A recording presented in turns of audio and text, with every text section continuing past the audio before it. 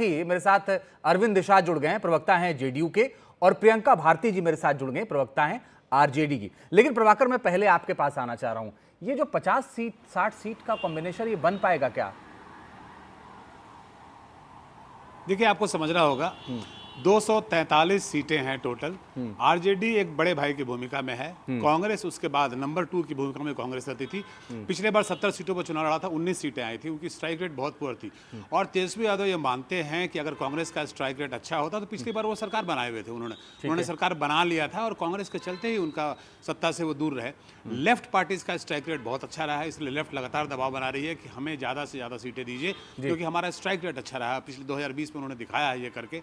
अब उन्होंने मुकेश सहनी को अपने साथ जोड़ लिया है। मुकेश सहनी बहुत हार्ड बार्गेनर है। मुकेश सहनी बार्गेनिंग के चक्कर में पिछले बार उनका एनडीए से साथ छूटा था जब लोकसभा चुनाव की बात हो रही थी, और इस बार भी वो हार्ड बार्गेनिंग कर रहे हैं। और आपने देखा कैसे उन्होंने न केवल सीटों पर बोला कि 2-4 सीटें हम सोच सकते हैं, उससे ज़्यादा नहीं सोच सकते, और उन्होंने अपने आप को डिप्टी सीएम भी घोषित कर लिया। तो एक तरह से अगर महत्वाकांक्षा है राजनीति में तो उसमें कोई गलत नहीं मानता मैं, बट वो हार्ड बार्गेनर है। तो तेजस्वी के लिए सबसे बड़ी चुनौती जो है वो सीटों का बंटवारा है। कांग्रेस को कितना नीचे कर पाते हैं, मुकेश सहनी को कितना एडजस्ट कर पाते हैं, लेफ्ट की बात को कितना मान पाते हैं, ये बहुत बड़ा चैलेंज होगा। क्योंकि जो नंबर है 243 पर फिक्स है, वो उससे ज्यादा वो बढ़ नहीं सकता। वो तो नहीं बढ़ना उसी पड़ के अंदर सकता, आपको सारा मैथमेटिक्स कर रहा है। जी ठीक है। मैं प्रभाकर, आप नजर बना के रखिएगा, आगे लगातार आपसे अपडेट लेंगे। प्रियंका, एक सवाल इस चर्चा में, जो बाबा ने मुकेश सहनी से बात की, हम लोगों ने जो चर्चा की, उसमें एक सवाल वो बनता है कि भाई आप बिना मुख्यमंत्री के चेहरे के चुनावी मैदान में जा रहे हैं। उन्होंने ऐलान कर दिया कि हमारे चेहरा नीतीश कुमार होंगे, तो वो तो पूछेंगे आपसे कि आपके पास तो चेहरा ही नहीं है। देखिए, अभी परिस्थितियां बिहार की ऐसी बनी हुई हैं कि अगर तेजस्वी जी खुद भी चाह लें कि उनको मुख्यमंत्री नहीं बनना है, तो भी जनता उनको जबरदस्ती बनाएगी। तो कह ये दीजिए हाल ना। है। कारण इसका मैं ये बताती हूँ हाँ, कि जी। देखिए, आप कह रहे हैं कि मेरे सामने आरजेडी के सामने बीजेपी है, जेडीयू कोई नहीं है। हमारे सामने बिहार है। बिहार में होता पलायन है, बेरोजगारी है, भ्रष्टाचार है, जातिवाद है, बढ़ रहे बलात्कार है। अभी जब मैं आपसे इस समय इस डिबेट में जुड़ी हुई हूँ, वहीं पर मोदी जी बिहार आने वाले हैं सहरसा में, और वहां लेकर के उस मीटिंग को उसको लेकर के एक मीटिंग हो रही है। उस मीटिंग में डिप्टी सीएम मौजूद हैं, मंत्री महोदय सब मौजूद हैं, विधायक गण मौजूद हैं, और उसी वक्त निर्मल शाह, एक व्यक्ति यहाँ भुंजा बेचते हैं, उनका सर काट करके धड़ से लेके चले गए हैं लोग अपराधी। उनके धड़ से उनकी पहचान की गई है क्योंकि सर नहीं मिला उनका। प्रियंका जी, यहाँ पे अंजय का पूछने का, मैं कह रही हूँ कि जो बिहार के हालात सुनिए प्रियंका जी, प्रियंका जी सुनिए मेरी बात सुनिए। दिल्ली में बैठक होती है, राहुल गांधी होते हैं वहां पे, कांग्रेस के अध्यक्ष होते हैं, खड़गे साहब होते हैं, तेजस्वी होते हैं। क्या वो मौका सबसे अच्छा नहीं था जब उसी घर में बाहर निकलते और राहुल गांधी, खड़गे साहब, तेजस्वी साहब रहते वहाँ पे और होते कि ये हमारा मुख्यमंत्री का चेहरा हम जो है प्रस्तुत कर रहे हैं? उसको क्यों रोका गया? इसके पीछे की कहानी हमें मालूम है, लेकिन हम आपके मुंह से सुनना चाहते हैं। देखिए मनोरंजन जी, 2020 के चुनाव हुए, हम सभी ने देखा उसको कि हम लड़े 144 सीटों पर, 75 सीट हमने जीत की दर्ज की।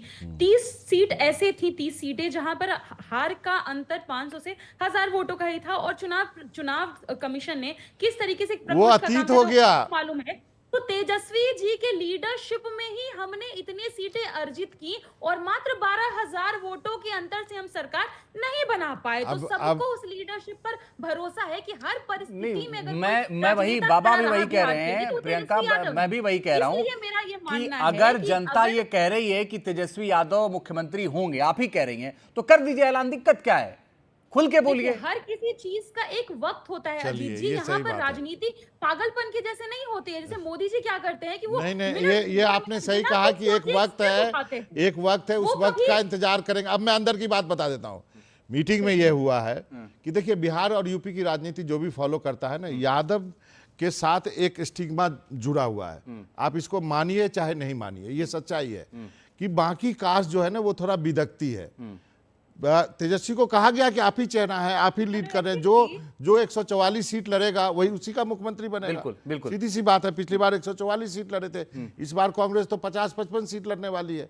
तो चेहरा वही है, नेतृत्व भी करेंगे, कोऑर्डिनेशन कमेटी भी उन्हीं की अध्यक्षता में बनाई गई है, सब कुछ करेंगे। लेकिन फिलहाल इससे बचा जा रहा है कहने से। ये एक ऐसी रणनीति है जिसमें शायद कांग्रेस के नेता जाए तो दलित की बात करें, कोई मुस्लिम लीडरशिप की बात भी कर सकता है। तो बाकियों को जोड़ने के लिए, क्योंकि जो बात करें ना 12,000 वोट कम था, केवल 12,000 वोट कम था तब जब चिराग पासवान अलग लड़ा था। जब उपेंद्र कुशवाहा अलग थे, चिराग पासवान ने 113 या कितनी सीटों पर 100 से ज्यादा सीटों पर उम्मीदवार खड़े कर जी बिल्कुल। तो ये समीकरण है। लेकिन मैं अरविंद निषाद आपके पास आ रहा हूं। अभी मुकेश सहनी जुड़े थे और बाबा से बातचीत में उन्होंने कहा कि इनका कोई भरोसा तो है ही नहीं। इन्होंने महाराष्ट्र में चुनाव लड़ा, आकाश शिंदे के नेतृत्व में चुनाव लड़ रहे हैं, बना दिया मुख्यमंत्री फडणवीस को। तो आप लोग सदमे में तो नहीं है कि कह तो रहे नीतीश कुमार के नेतृत्व में लड़ रहे, पता नहीं किसको चीफ मिनिस्टर बना दें।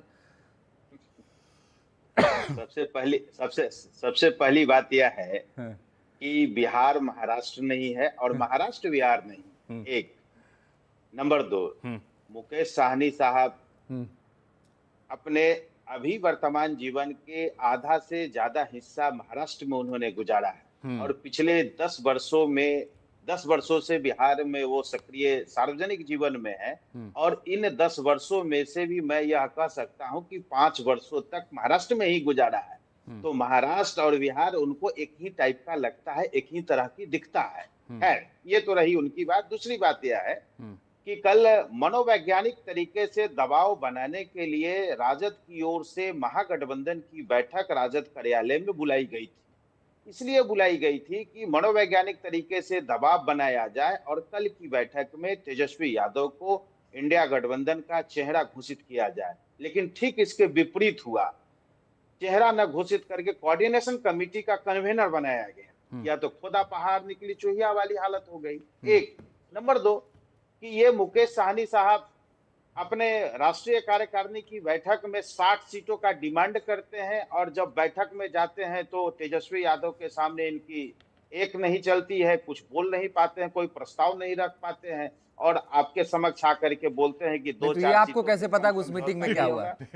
अब मैं बता रहा हूँ अरविंद जी जो 10 सेकंड अंजीत का पूछना के जैसे सूत्र है, मनोरंजन भारती साहब के जैसे सूत्र है, वैसे मेरे भी सूत्र हैं और हमारे सूत्र ने भी कंफर्म किया है कि वहाँ इन्होंने नहीं, सवाल यहाँ से ये पूछा गया था, अंजीत ने आपसे ये पूछा था कि जो लोग पूछ रहे हैं, चाहे प्रियंका भी बार बार इशारा करिए, मैं ही पूछ देता हूँ प्रियंका, कि नीतीश जी को कहा गया कि उनके नेतृत्व में चुनाव लड़ेंगे, ये कभी कहीं नहीं कहा गया कि वही अगले मुख्यमंत्री होंगे।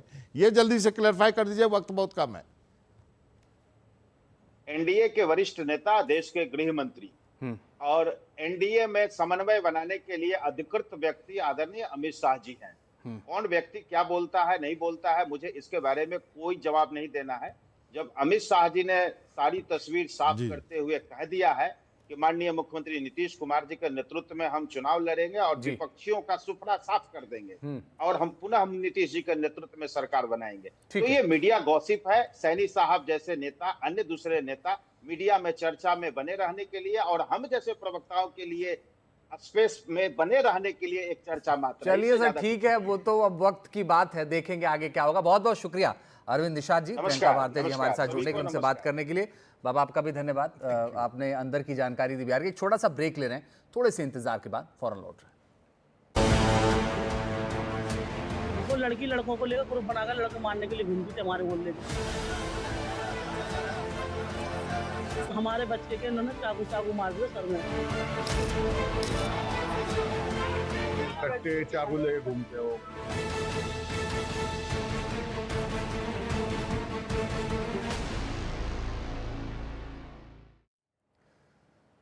नमस्कार, एनडीटीवी इंडिया देख रहे हैं आप, मैं हूं आपके साथ अंजीत। दिल्ली के सीलमपुर में एक नाबालिग कुणाल की हत्या के बाद लोगों का प्रदर्शन लगातार चल रहा है। 17 साल के कुणाल की चाकू मारकर हत्या कर दी गई थी। हत्यारों को फांसी देने की मांग को लेकर यह प्रदर्शन हो रहा है। हत्या का आरोप स्थानीय लेडी डॉन जिक्रा पर है। सीलमपुर में हिंदुओं के पलायन के पोस्टर लगे, लोगों की योगी मॉडल लागू करने की मांग है। 6 अलग अलग तस्वीरें इस वक्त आपके सामने हैं और इन तस्वीरों के जरिए हम आपको दिखा रहे हैं कि हालात क्या इस वक्त वहां पर हैं। कुणाल हत्याकांड पर आपको बता दें कि हालात क्या है, ये आप देखिए ग्राउंड जीरो से कुणाल का मर्डर, और उसके बाद वहां पर लोग प्रदर्शन कर रहे हैं और ये कह रहे हैं कि जैसे उत्तर प्रदेश में योगी मॉडल है वैसे ही दिल्ली में भी ये मॉडल लागू होना चाहिए और जो आरोपी हैं उनके घर पर बुलडोजर चलना चाहिए। इसको लेकर के बहुत सारे सवाल उठे। कुणाल हत्याकांड पर दिल्ली की मुख्यमंत्री रेखा गुप्ता ने क्या कुछ कहा है वो आपको सुनवाते हैं। उन्होंने परिवार को आश्वासन देते हुए ये जरूर कहा है कि जल्द आरोपियों की गिरफ्तारी होगी, और उन्होंने क्या कुछ कहा सुनिए जरा। मेरी खुद कमिश्नर पुलिस से बात हुई है। ये लड़का जिसकी उम्र कुणाल और 17-18 साल की उम्र थी, इनके ऊपर चाकुओं से जो हमला हुआ उसके बाद वो जयप्रकाश अस्पताल में ले जाए गए परिवार के द्वारा और ब्रॉड डेड उनको घोषित किया गया। और जिन लोगों के नाम हैं जिसने हत्या के दोषी जिनको कहा जा रहा है उनके पीछे लगातार पुलिस है और हमें पूरी उम्मीद है कि वो बहुत जल्द पकड़ लिए जाएंगे और परिवार के साथ पूरा न्याय होगा। कोई भी किसी भी प्रकार की इसमें कमी छोड़ी नहीं जाएगी। एफआईआर इत्यादि सारी चीज़ें दर्ज हो चुकी है, पुलिस अपना पूरा काम कर रही है। पुलिस ने पिछले दिनों जितने भी इस तरह के इंसिडेंट हुए हैं सभी अपराधियों को तुरंत पकड़ा है। इस मामले में भी दोनों जो हैं दोनों घोषित अपराधी हैं, उनका क्रिमिनल रिकॉर्ड है और उनको आइडेंटिफाई कर लिया गया और मेरी जानकारी के हिसाब से अब तक गिरफ्तार भी कर लिया गया होगा या होने वाले होंगे। पुलिस अपना काम कर रही है। मुझे लगता है इस समय हमें वहाँ पर शांति बनाए रखने की जरूरत है। कल शाम को यहाँ जे ब्लॉक सीलमपुर में एक 17-18 साल के युवक की चाकू से हत्या कर दी गई थी। वहीं के रहने वाले कुछ लोग हैं जिनके ऊपर आरोप लगाया गया है। अभियुक्त की पहचान हो चुकी है और हमारी टीम उनको पकड़ने में लगी हुई है। जल्दी ही उनको पकड़ लिया जाएगा। अभी इन्वेस्टिगेशन जारी है।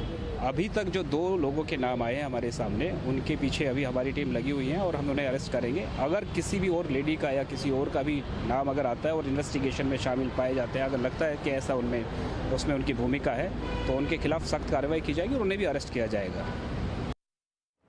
और इस हत्याकांड में एक नाम सबसे ज्यादा सुर्खियों में है और वो है लेडी डॉन जिक्रा।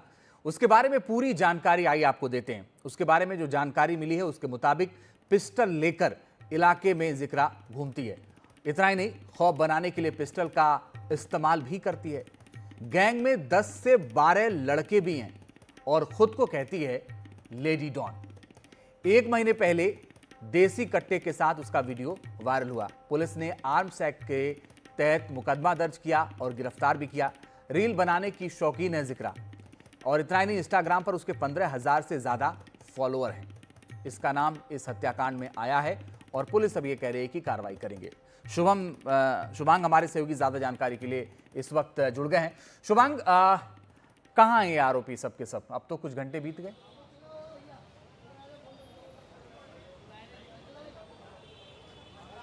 बिल्कुल, देखिए फिलहाल अभी तक इस बात की पुष्टि और जानकारी पुलिस साझा नहीं कर रही है कि इस समय जो आरोपी है वो कहाँ पर है। हालांकि पुलिस से जब बात की गई है तो पुलिस ने ये ज़रूर कहा है कि वो लगातार कोशिश कर रही है और आरोपियों को गिरफ्तार करने की जो उनका प्रोसीजर है वो लगातार जारी है। अलग अलग टीमें फॉर्म कर दी गई है और आरोपियों को फिलहाल गिरफ्तार किया जा रहा है। 2 ऐसे आरोपी हैं जिन्हें अभी चिन्हित कर लिया गया है, जिनमें से एक साहिल है और जो नाम यहाँ पर जिक्रा का आ रहा है, साहिल की बहन जो है जिक्रा, लेडी डॉन जो खुद को कहती है, उसको लेकर के फिलहाल पुलिस ने अभी ये बात सामने नहीं रखी है, ना ही उन्होंने इस बात की पुष्टि करी है कि वो आरोपी है। लेकिन पुलिस ने ये कहा है कि अगर कोई भी ऐसा सबूत मिलता है और पता चलता है कि जिक्रा भी इस पूरे मामले में जुड़ी हुई और आरोपी है तो उसके खिलाफ भी कार्रवाई की जाएगी और अन्य जो भी लोग इस पूरे मामले में मुजरिम पाए जाएंगे उन सबके खिलाफ कार्रवाई की जाएगी। यहाँ पर अगर मैं आपको स्थिति दिखाऊं तो देखिए इस समय लोग जो है वो अभी भी यहाँ पर मौजूद है और अपने हाथों में वो सुबह वाले पोस्टर्स लेके अभी भी बैठे हुए हैं। वहीं दूसरी तरफ पैरामिलिट्री फोर्सेस, आरएएफ की टीम, दिल्ली पुलिस की टीम सभी मौके पर लगातार तैनात है। जो सुरक्षा व्यवस्था है वो अभी भी इस पूरे इलाके में काफ़ी सख्त कर दी गई है और लगातार जो लोग हैं उनके आरोप इसी को लेकर के किए जा रहे हैं। जो मृतक कुणाल की बॉडी है वो अभी तक परिवार को नहीं मिली है। हालांकि जानकारी ये भी मिल रही है कि पुलिस चाहती है कि जल्द से जल्द जो मृतक है उसका अंतिम संस्कार हो जाए, लेकिन यहाँ पर जो परिवार है उन्होंने जिद लगा रखी है कि जब तक आरोपियों के खिलाफ सख्त कार्रवाई नहीं होगी तब तक हम अंतिम संस्कार नहीं करेंगे। तो इसको लेकर के भी फिलहाल इंतजार किया जा रहा है कि कब तक बॉडी आएगी। और वहीं पहले जो मनोज तिवारी के यहाँ पर आने का सिलसिला था उसको लेकर के जो उत्तर पूर्वी दिल्ली के सांसद मनोज तिवारी उन्होंने खुद सोशल मीडिया प्लेटफॉर्म एक्स पर ये जानकारी साझा करी कि उनकी फ्लाइट डिले हो गई, जिसकी वजह से आज वो सीलमपुर में नहीं आ पाएंगे। तो लेकिन लगातार पुलिस से संपर्क में है, तमाम जो नेता है वो आकर के यहाँ से गए, रविंद्र सिंह नेगी यहाँ से आकर के गए थे, उन्होंने कहा था कि पुलिस से मेरी बात हुई है और हमने बात यही की है कि सख्त से सख्त कार्रवाई जो है यहाँ पर प्रशासन करेगा और सभी आरोपियों को सख्त से सख्त सजा मिलेगी। जी शुभांगी, एक और सवाल है कि ये आश्वासन तो मिल रहा है कि सख्त से सख्त सजा मिलेगी, लेकिन इसके पीछे की अगर हम कहानी देखें तो इतना सब कुछ आ रहा कि वो किस किस्म के थे, उनकी आपराधिक प्रवृत्ति थी, पुलिस ने मुकदमा भी दर्ज किया था, जेल भी गए थे, लेकिन शायद पुलिस ने उस तरह से कार्रवाई नहीं की जो करनी चाहिए थी। अगर उस तरह से कार्रवाई होती तो ये शायद नौबत ही नहीं आती। शुभांग,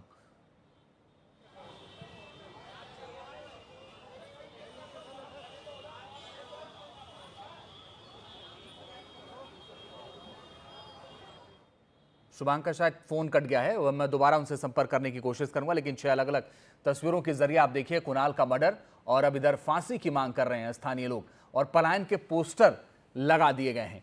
और उसके बाद वहां के जो विधायक हैं वो पहुंचे थे, उन्होंने पोस्टर फाड़ दिया, उन्होंने कहा कि नहीं, कोई नहीं कहीं जाएगा। लोगों में आक्रोश बहुत ज्यादा है कुणाल की हत्या को लेकर के। सवाल लोग पूछ रहे हैं कि गिरफ्तारी कब होगी। और अब आपको बता दें कि तो जो राजनीतिक दल के लोग हैं वो लगातार पहुंच रहे हैं।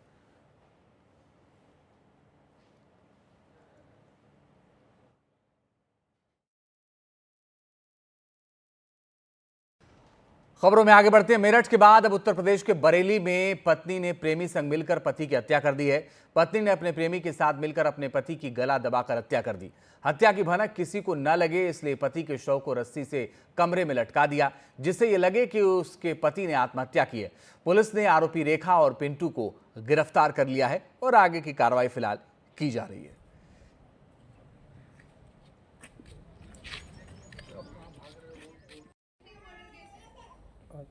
इसमें मृतक के भाई अशोक की तहरीर पर मृतक की पत्नी तथा उसके एक प्रेमी पिंटू को नामजद करते हुए अभियोग दर्ज किया गया है हत्या का। मुकदमा प्रासन के 153/25 अंतर्गत धारा 103(1) 3(5) BNS दर्ज किया गया है। इसमें विवेचना उपरांत दोनों अभियुक्तों को गिरफ्तार किया गया है। प्राथमिक पूछताछ में पत्नी द्वारा मृतक को चाय में चूहे मारने की दवा पिलाने का भी एक तथ्य प्रकाश में आया है। इन सभी तथ्यों को समाहित कर विवेचना प्रचलित है। और रणबीर हमारे सहयोगी ज्यादा जानकारी के लिए जुड़ गए हैं इस खबर पर। रणबीर, इस पूरी जो वारदात है इसका खुलासा कैसे हुआ, क्योंकि बहुत स्मार्ट तरीके से इसको दबाने की कोशिश की गई थी। देखिए, आरोप ये लगा कि जो महिला है 16 साल पहले उसकी शादी हुई थी, 4 बच्चे हैं, लेकिन पिंटू नाम के एक शख्स से उसका अफेयर हो गया। अब अफेयर चल रहा था, दोनों साथ रहना चाहते थे और इस चक्कर में आड़े आ रहा था पति।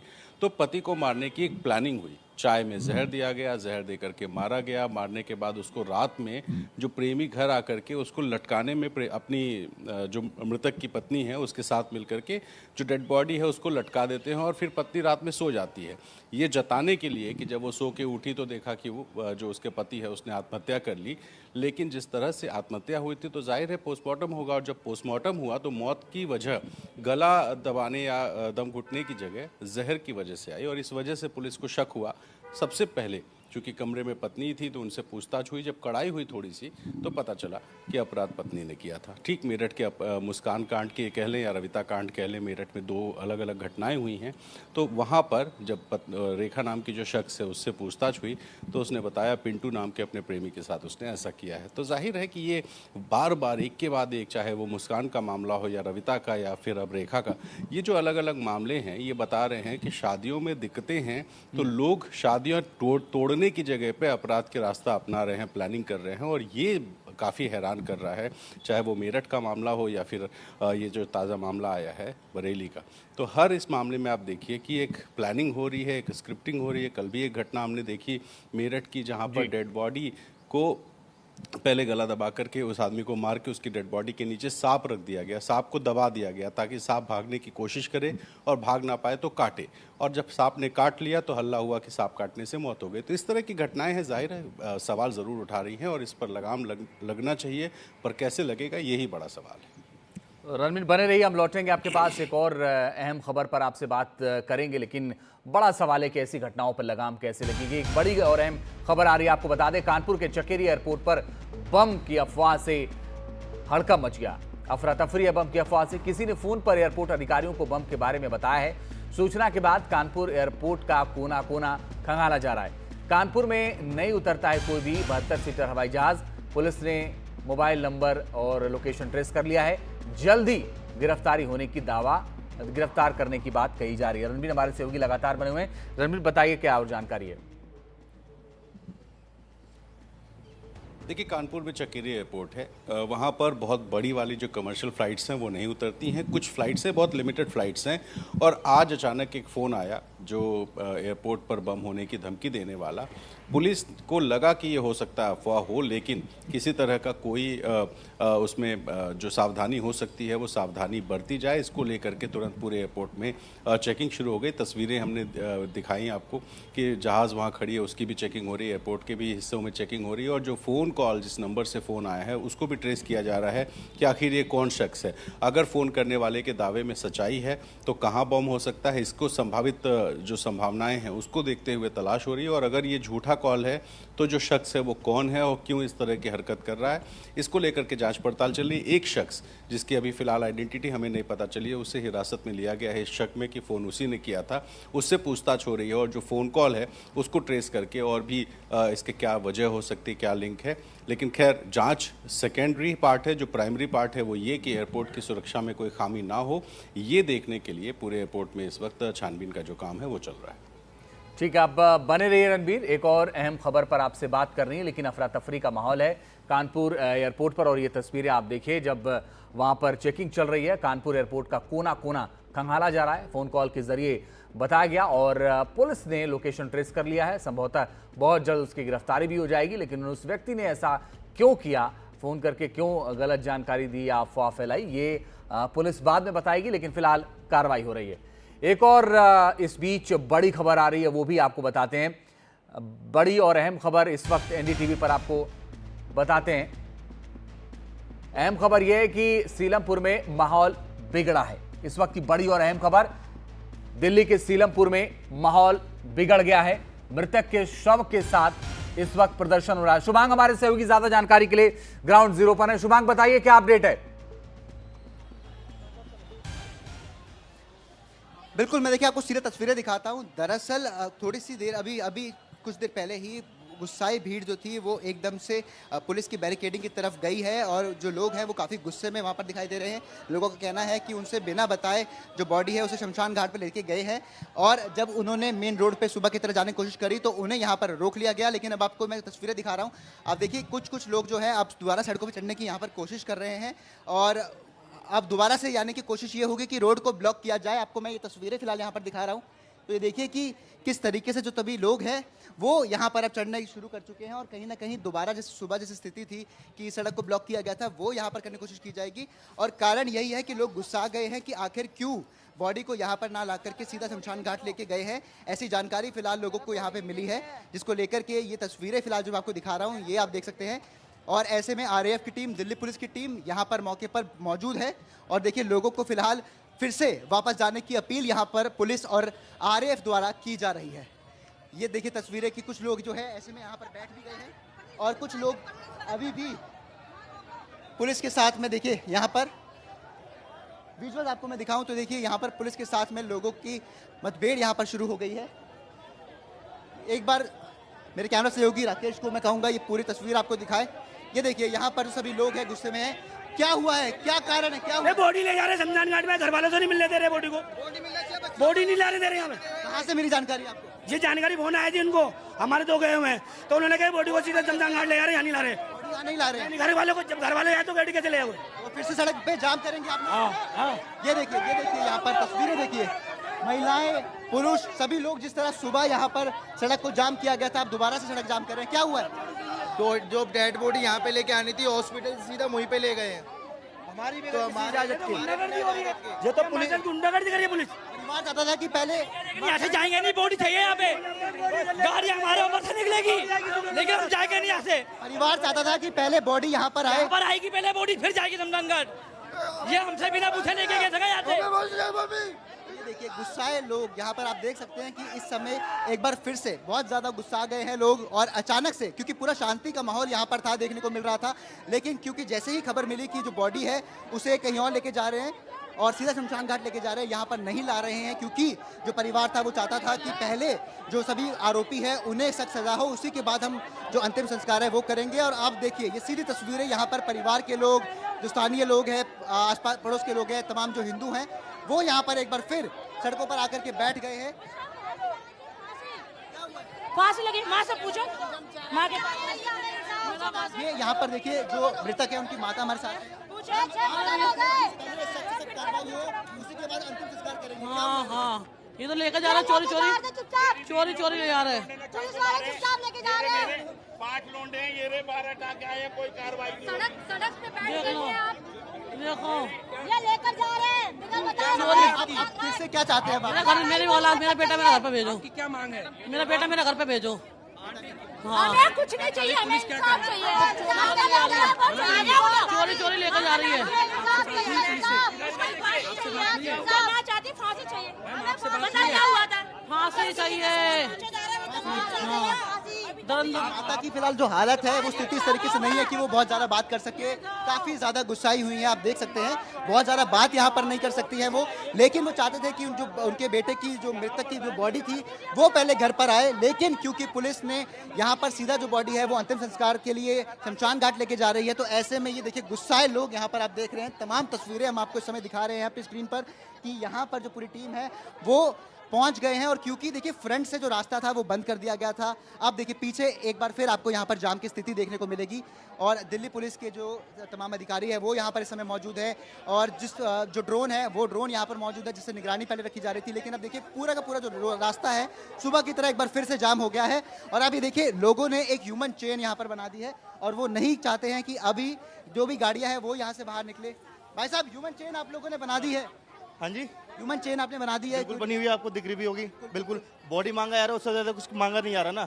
इतना तो करेंगे, इतना तो एक नाबालिग बच्चा है, वो बच्चा उसकी इतना कत्ल करा गया है, इतने तो बॉडी दे दो, और क्या मांगा जा रहा है? हम तो शांतिपूर्वक वहाँ पे खड़े थे ना आप लोगों के सामने, बिल्कुल शांति कर रहे हैं, हमें कोई किसी को नुकसान भी नहीं पहुंचा रहे, बिल्कुल भी। बिल्कुल शांतिपूर्वक तरीके से खड़े हुए थे, इंतजार कर रहे थे बॉडी का, लेकिन क्योंकि इन्हें जानकारी मिली परिवार के कुछ दूसरे जानकारों से, सज्जनों से, कि जो बॉडी है उसे सीधा शमशान घाट लेके जा रहे हैं, तो अब देखिए ये स्थिति यहाँ पर एक बार फिर सुबह जैसी स्थिति यहाँ पर देखने को मिल रही है। सड़कों पर पूरी तरीके से जो लोग हैं वो यहाँ पर बैठ गए हैं, आरएएफ डिप्लॉयड है, दिल्ली पुलिस यहाँ पर डिप्लॉयड है, पैरामिलिट्री फोर्सेज यहाँ पर डिप्लॉयड है, और उसके बावजूद अब जो पुलिस को फिर से मशक्कत करनी होगी यहाँ से लोगों को सड़क से हटाने के लिए, क्योंकि जो ट्रैफिक जाम की स्थिति है वो बहुत ज़्यादा यहाँ पर अब हो गई है।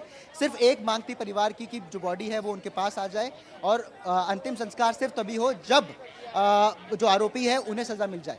जी शुभांग, लेकिन आमतौर पर जब लॉ एंड ऑर्डर की स्थिति होती है तो पुलिस कई बार ऐसा कदम उठाती है, लेकिन परिवार को कॉन्फिडेंस में लेकर के।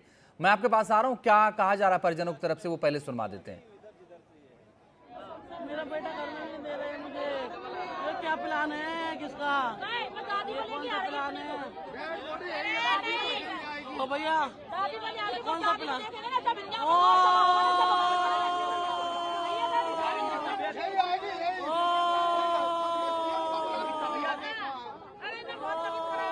पानी डालो सर पे, पानी डालो।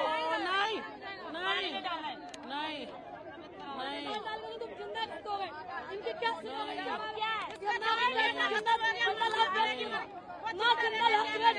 क्या हो रहा है? शुभांग हमारे सहयोगी लगातार बने हुए हैं, और ये मृतक कुणाल की मां की आप तस्वीर देख रहे हैं जो परेशान है।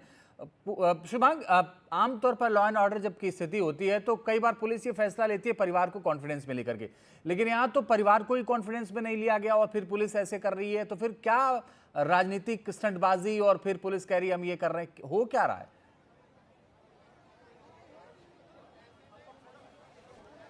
देखिए, सुबह से लेकर के जो परिवार था उनकी ये मांग थी कि अंतिम संस्कार तब तक नहीं होगा जब तक सभी आरोपियों को सख्त से सख्त सजा नहीं होती है या फिर उन्हें गिरफ्तार नहीं कर लिया जाता है।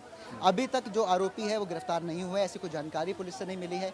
इसको लेने के बाद देखिए, पूरे समय तक लोग जो है शांति से बैठे हुए थे। लोगों का कहना है कि जब हमें पुलिस ने बोला था कि हम आपको आश्वासित करते हैं आरोपियों के खिलाफ कार्रवाई होगी, तो उसके बाद वो सभी के सभी अपने घर की तरफ लौट गए थे। गली के बाहर ज़रूर वो मौजूद थे, वहीं सुबह से खड़े थे। लेकिन जब अब उन्हें ये जानकारी दोबारा मिल रही है कि जो बॉडी है उसे सीधा अंतिम संस्कार के लिए लेके जाया जा रहा है, आखिर इतनी हड़बड़ी किस बात की है? जब परिवार कह रहा है कि पहले बॉडी हमारे पास आने दीजिए, तो ऐसे में ये कई सवाल खड़े करता है। और देखिए, छोटे छोटे बच्चे मैं आपको दिखाऊंगा तो ह्यूमन चेन लेकर के यहाँ पर खड़े हो गए हैं और पीछे आप देखिए बाइक, ऑटो, बसेस, ट्रक्स सभी की एक बड़ी लाइन यहाँ पर लग गई है। पूरा का पूरा जो सड़क है, मेन रोड है सीलमपुर का एक साइड का, वो पूरी तरीके से जाम हो गया है।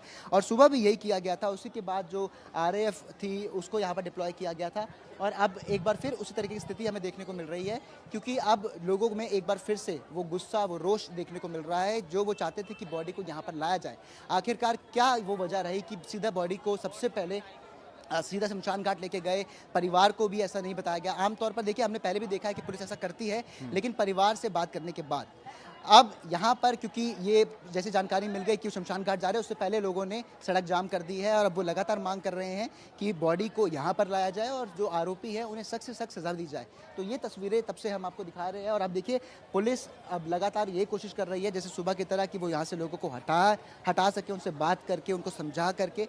लेकिन अब जो स्थिति है, ऐसा लग रहा है कि काफ़ी मुश्किल होगा पुलिस के लिए यहाँ पर लोगों को हटा पाना, क्योंकि अब काफ़ी गुस्सा, हमने आपको लोगों से बात करते हुए दिखाया, काफ़ी गुस्से में फिलहाल यहाँ पर लोग दिखाई दे रहे हैं और अपनी मांगों को लेकर के अब काफ़ी ज़ोर से आवाज़ें वो उठा रहे हैं और बिल्कुल पूरे तरीके से ये देखिए रास्ता ब्लॉक कर दिया है। सुबह जितने लोग थे उससे ज़्यादा लोग इस समय मैं आपको यहाँ पर स्क्रीन पर दिखा सकता हूँ। पूरे तरीके से जो सड़क है उसे जाम कर दिया गया है।